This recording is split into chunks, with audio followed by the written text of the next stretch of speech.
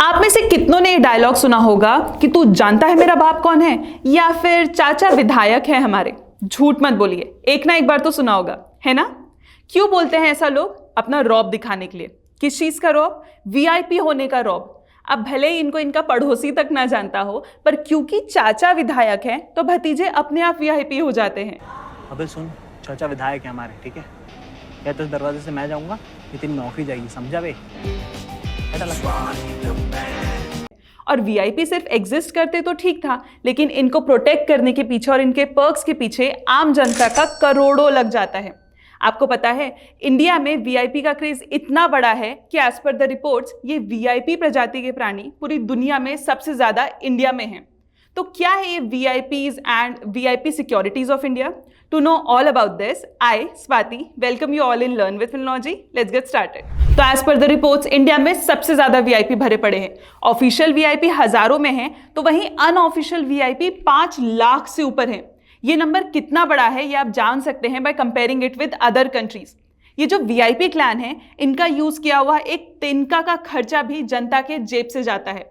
यहाँ तक कि flight travels, foreign travels, water, electricity और तो और इस धरोहर को प्रोटेक्ट करने के लिए भी लाखों और करोड़ों खर्च होते हैं। अब आंकड़ों की बात करें तो अकेले बिहार स्टेट अपने 4000 वीआईपीज को प्रोटेक्ट करने के लिए 150 करोड़ के आसपास खर्च करता है, जिनमें से बहुतों के ऊपर तो क्रिमिनल चार्जेस भी हैं।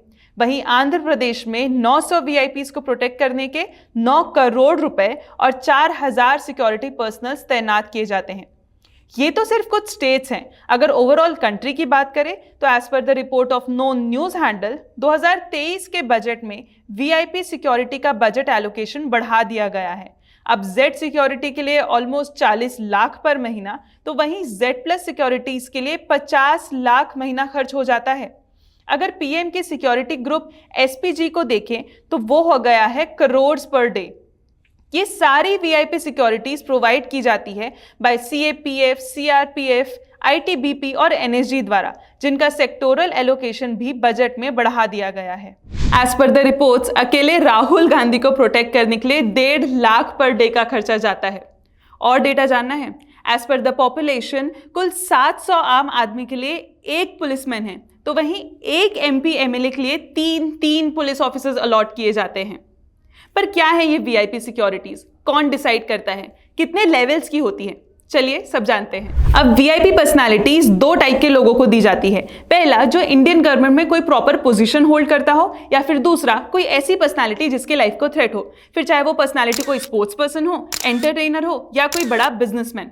अब कौन ये डिसाइड करता है? तो ये डिसाइड किया जाता है बाय सेंट्रल गवर्नमेंट, और क्योंकि लॉ एंड ऑर्डर एक स्टेट सब्जेक्ट है तो ये स्टेट गवर्नमेंट भी डिसाइड कर सकती है। सेंट्रल गवर्नमेंट इंडिया के किसी भी पर्सनालिटी के लिए डिसाइड कर सकती है, वहीं स्टेट गवर्नमेंट के जुरिस्डिक्शन के अंडर जो आता है उसके लिए डिसाइड कर सकती है। लेकिन ये डिसाइड किया कैसे जाता है? By the information provided by intelligence agencies. अब ये कौन डिसाइड करता है ये तो पता चल गया, गवर्नमेंट, लेकिन कौन से लेवल की सिक्योरिटी प्रोवाइड की जाती है ये कौन बताता है? तो ये सिक्योरिटी जो प्रोवाइड की जाती है वो 6 लेवल्स के होते हैं। जी हाँ, जिसके बारे में हम चर्चा करेंगे। पर कौन से लेवल की सिक्योरिटी प्रोवाइड करना है ये सेंट्रल लेवल में डिसाइड किया जाता है by ministry of home affairs, और स्टेट गवर्नमेंट में डिसाइड किया जाता है by the committee that has been assigned. तो क्या है ये 6 लेवल्स? ये 6 लेवल्स हैं X security level, Y security level, Y plus, Z, Z plus, और लास्ट में आती है SPG, top most security of India. Difference in these levels वो वहीं से आता है कि कितने गनमैन और सिक्योरिटी पर्सनल्स प्रोवाइड किए जा रहे हैं। जैसे एक्स लेवल, ये इंडिया की मोस्ट बेसिक लेवल की प्रोटेक्शन होती है और इसमें सिर्फ एक गनमैन प्रोवाइड किया जाता है। ये इंडिया में कई लोगों को दी जाती है। वहीं वाई लेवल की सिक्योरिटी में 2 गनमैन प्रोवाइड किए जाते हैं, one for static security and another for moving security.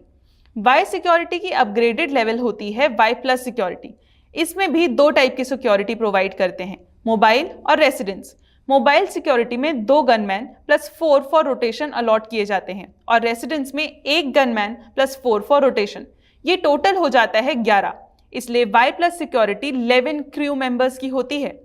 फिर अगर बात करें जेड सिक्योरिटी की तो उसमें पूरे 22 पर्सनल्स का क्रू होता है, जिसमें 4 से 5 एनएसजी कमांडोज और पुलिस ऑफिसर्स तक होते हैं। इस लेवल में मोबाइल सिक्योरिटी के लिए होते हैं 6 पर्सनल्स और रेसिडेंशियल के लिए होते हैं 2+8। मूविंग टूवर्ड्स Z+ सिक्योरिटी, तो ये होती है सेकेंड हाईएस्ट सिक्योरिटी लेवल, जिसमें कुछ लोगों को प्रोटेक्ट करते हैं टोटल 55 लोग, और इसमें भी 10 से ज़्यादा तो NSG कमांडोज, ITBP और CRPF कमांडोज भी होते हैं। और तो और सारे कमांडोज मार्शल आर्ट्स और अनआर्म्ड कॉम्बैट ट्रेनिंग के लिए वेल ट्रेंड होते हैं। ये usually vice presidents, CMs, VVIPs या बड़े मिनिस्टर्स को दी जाती है। फिर देखिए अगर top most security of India जो है SPG सिक्योरिटी, तो ये सिर्फ PMs और उनके इमीडिएट फैमिली मेंबर्स को दी जाती है।